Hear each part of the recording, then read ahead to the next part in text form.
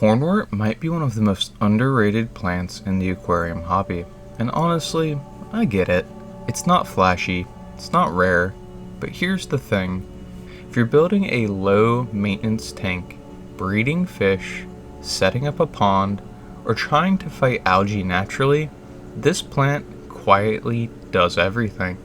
It's basically the duct tape of the aquarium world. What makes Hornwort such a powerhouse is its adaptability.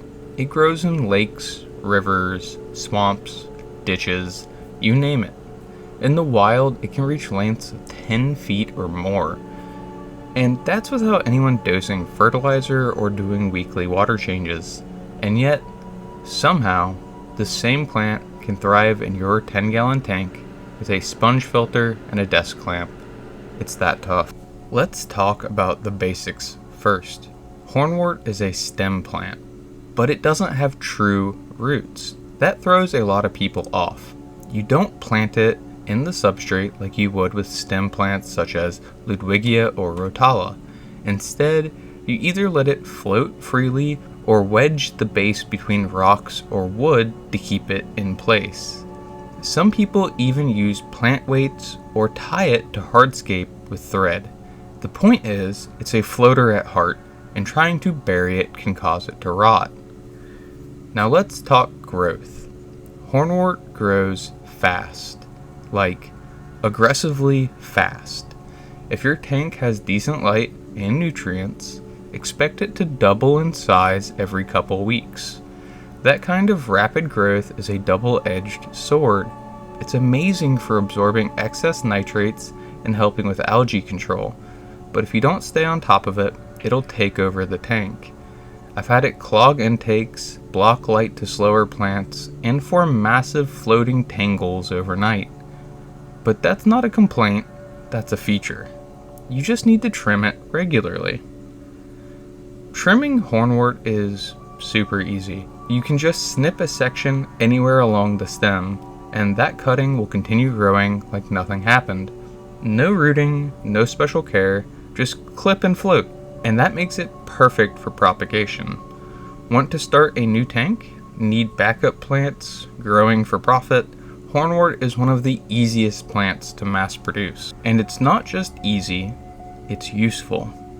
Hornwort plays multiple roles in an aquarium. First, it's a natural filter. Because it grows so fast, it pulls excess nutrients out of the water like a sponge. That helps prevent algae blooms and keeps water chemistry more stable. In fact, some aquarists intentionally load up a tank with hornwort to cycle it faster or to stabilize a tank after a spike in ammonia. Second, it's incredible for fry tanks. The plant's dense, feathery leaves provide perfect cover for baby fish. Whether you're raising live bearers like guppies or egg scatterers like Dianos, hornwort gives fry a place to hide and survive. It's also a microhabitat for Infuorgia and biofilm, which fry will graze on during their earliest days. Third, it's a great tool for shrimp tanks.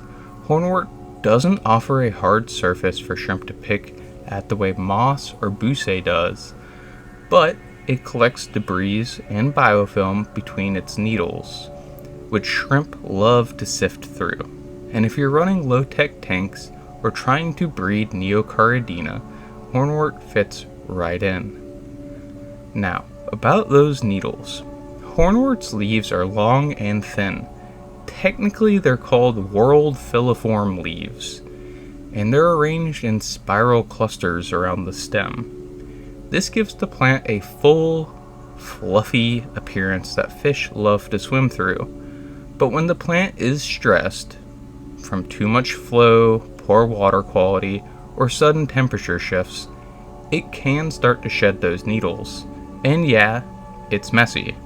You'll end up with green debris all over the place, maybe even clogging your filter intakes. But this is not permanent. If you improve the conditions, hornwort usually recovers quickly.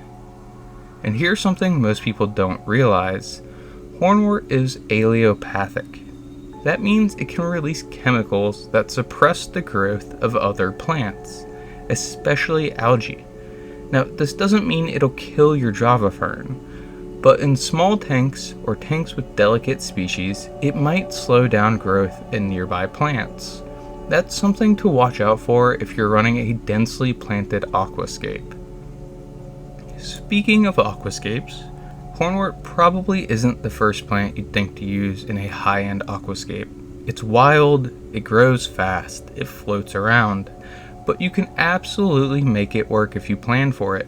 Let it fill the background like a soft green curtain, or use small anchored bundles to create texture. It's also beautiful in blackwater or low-light tanks, where its soft leaves contrast really well with tannins and shadows. As far as water conditions go, Hornwort is flexible. It's found naturally on every continent except Antarctica. That should tell you something. You can grow it in soft or hard water, cold or tropical, acidic or alkaline. It'll tolerate almost anything you throw at it, which makes it perfect for outdoor ponds and tubs too. In fact, I've had Hornwort survive through mild winters in Zone 7. Just sank to the bottom and came back in spring like nothing happened. Temperature-wise, it thrives from around 59 degrees Fahrenheit all the way to the mid-80s. Below 60, it grows slowly, but it will survive. Above 85, you might see needle drop if the water gets stagnant. As for lighting, medium is plenty. It'll grow faster in high light, but you don't need anything special. CO2 is optional. Hornwort doesn't rely on it, but if you're already injecting CO2, it'll grow faster and fluffier. Just keep in mind that explosive growth can become a chore if you're not trimming often. Now let's talk compatibility. Hornwort is safe for most fish.